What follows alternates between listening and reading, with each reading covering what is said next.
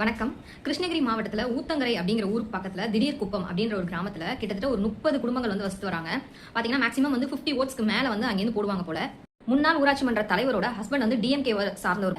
அவர் வந்து லாஸ்ட் டைமும் எங்களுக்கு வந்து நீங்க ஓட் போடல, இந்த டைமும் நீங்க எங்களுக்கு ஓட் போடல, எங்களுக்கு ஓட் போடாததுனால உங்களுக்கு ஏன் வந்து வாட்டர் டேங்க் அப்படின்னு சொல்லிட்டு வாட்டர் டேங்கை ஃபுல்லா அடிச்சு உடச்சிட்டு, அது மட்டும் இல்லாம பைப் லைன்ஸ் இருக்கு இல்லையா, அதையும் தோண்டி பிளேடால கட் பண்ணியும் ஃபுல்லா விட்டுட்டாங்க. ஒரு 10 பேர் கொண்ட கும்பல் தான் இது எல்லாமே பண்ணிருக்காங்க. இந்த 10 பேர் கொண்ட கும்பல் என்ன பண்றாங்க அப்படின்னு சொல்லிட்டு டிஒய்எஃப்ஐ அவர் அதோட நிர்வாகி வந்து ஃபுல்லா அதை வீடியோ ஷூட் பண்ணி போலீஸ் ஸ்டேஷன்ல வந்து கம்ப்ளைண்ட் கொடுக்குறாரு. இங்கதான் ஒரு ட்விஸ்டே இருக்கு.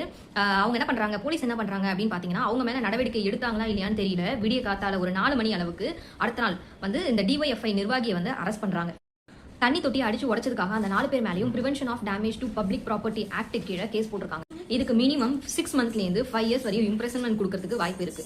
இந்த கேஸ் பத்தி நீங்க என்ன நினைக்கிறீங்கன்னு கீழே கமெண்ட் செக்ஷன்ல சொல்லுங்க. இந்த மாதிரி தப்பு பண்ணவங்களை விட்டுட்டு தப்பு பண்ணாங்க அப்படின்னு சொல்லி கம்ப்ளைண்ட் கொடுக்கறவங்க மேலேயே வந்து போலீஸ் வந்து நடவடிக்கை எடுக்கிறத பத்தி நீங்க என்ன நினைக்கிறீங்கன்றதையும் கீழே கமெண்ட் செக்ஷன்ல சொல்லுங்க.